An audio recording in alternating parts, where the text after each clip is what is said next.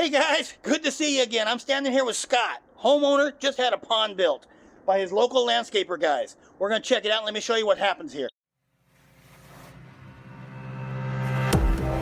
Look at that monster, front legs! Nah, he'll go back in. Shouts to the Pondman, bro, right here. Let's go. Hold on, wait a minute. To me, that seems like a fair trade-off for the rest of the year that I get to enjoy the beauty and the fun of it. The customer hasn't been here for about 5 years. Enjoy it when they're working out. Okay, guys, that's just part of the crew doing this thing. Let me talk to Scott here and give you an idea of what's going on with this pond. Scott, what's happening? Well, we built a pond about a month ago, and I noticed immediately that we had to put a lot of water in it. So we did some investigation, and first off with the waterfall, we discovered that when it was installed, it wasn't installed properly, so some of the screws are missing on the aquascape waterfall to the liner. And then after we turned the waterfall off, we noticed that the water was dropping at about 1.25 inches to 1.5 inches each day. That's a lot of water, Scott. That's a lot of water. So I'll tell you what we're going to do. We're actually going to do a leak test in this pond. We know it leaks, but we got to find the leak, and that's the tricky part. The way we're going to do it is we're actually going to remove the rocks on the bottom, because it's not the skimmer. The leak, we can tell by looking at it, is below the skimmer. It's at least a foot below the skimmer in this pond. So we're actually going to start removing rocks from the walls. We're actually going to start pulling out the gravel and stuff like that along the bottom. A few things that needs tweaking and changing. And then we're actually going to give it a little time to see where the water level sets. We got to find out where the water level sets. That tells us the line where the leak will be. At least that tells us where to start on this project. So that's what we're going to do. Sounds good. Okay, Scott, we're going to show the guys what this pond looks like. All right. Here we go. It's a really cool bridge he's got here. Great big old slab.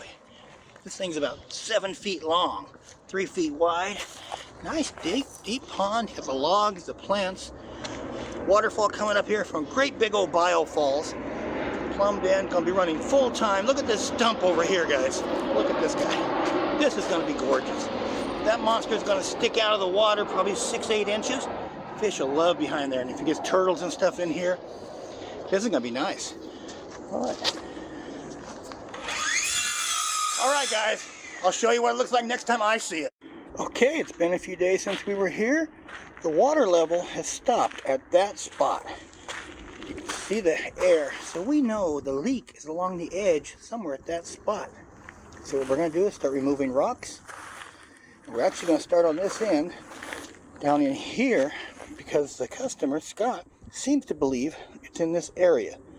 He's basing that on some of the problems the installers he noticed they seem to be having. So yeah, that's where we're going to start. We're going to end up taking the bottom out in here so we can see the actual liner. First, we're going to draw all the water out with the pump, and I'll show you. We're rolling them over and repairing the holes that are underneath, and we are finding holes underneath. The builder didn't use any rock pad, protective pad between the rocks, the heavy boulders, and the liner itself.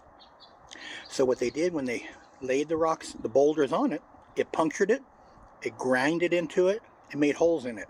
And that's where our holes came from, these big rocks. Nothing wrong with using big rocks, but you got to plan for them and you got to do them right. Okay. Generally, these boulders, these are 4, 5, 6, 7, 800 pound boulders. We couldn't get them out this time without the tractor. So all we can do is verify the bottom is nice and clear and clean with no holes and move them, roll them. That's all we can do without a tractor. Put the primer on now, and we let that dry for a couple minutes to get the sheen off. Okay.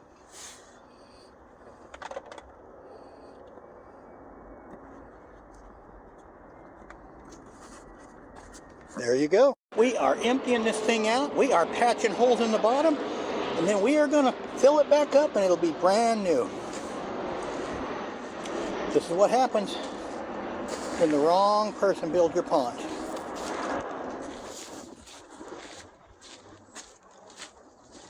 Here's one. We had the skimmer over in this corner, and what that did, that made it dead over in this corner. There was nothing moving. So we're going to put the skimmer over there so the water will have more of a flow going over towards the skimmer and the pump.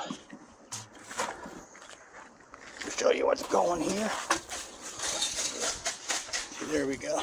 See, now the waterfall starts here, goes through the pond, under and over and out. Before it went out of the waterfall, under and into right here, leaving that area kind of dead. So we're putting the skimmer there so we have constant flow over through it. Getting at it.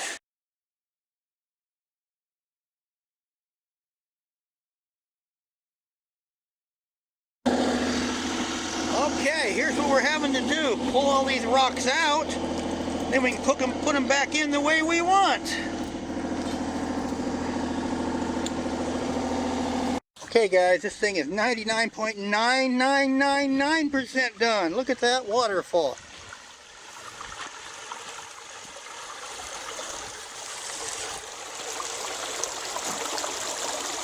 That's slick or what?